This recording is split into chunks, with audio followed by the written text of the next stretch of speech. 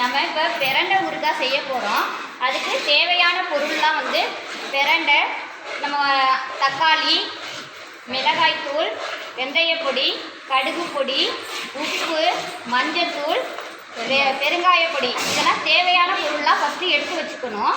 அப்புறமா ஃபஸ்ட்டு என்ன பண்ணணும் அப்படின்னா, பிரண்டையை வந்து நல்லா அந்த கட் பண்ணி இட்லி கொப்பரையில் ஆவியில் வந்து வேக வச்சு அதை நம்ம உரித்து எடுத்து வச்சுட்டு அதை மிக்சியில் அரைச்சி வச்சுக்கணும்.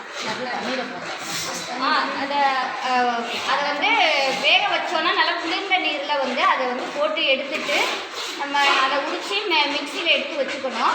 அடுத்தது தக்காளியும் அதே மாதிரி தான் இட்லி கொப்பரையில் ஆவியில் வேக வச்சு அந்த குளிர்ந்த நீரில் போட்டு அதையும் இதே மாதிரி பிரண்டை எப்படி மிக்சியில் அடித்தோமோ அதே மாதிரி தக்காளியையும் எடுத்து மிக்சியில் அடித்து வச்சுக்கணும். இந்த பொருள்லாம் நம்ம ரெடியாக வச்சுட்டு அதுக்கப்புறம் அடுப்பை பற்ற வச்சுக்கணும். பற்ற வச்சு எண்ணெய் வந்து ஊற்றணும்.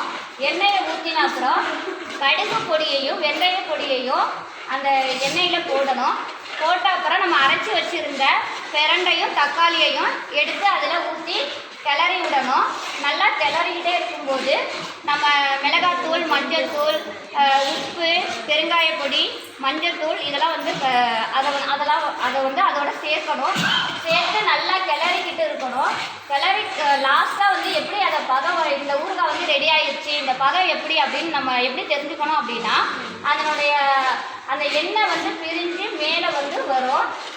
அப்போதைக்கு அந்த பிரண்டை ஊறுகாய் ரெடி ஆயிடுச்சு அப்படின்னு நம்ம நினச்சிட்டு அதை இறக்கி வைக்கணும்.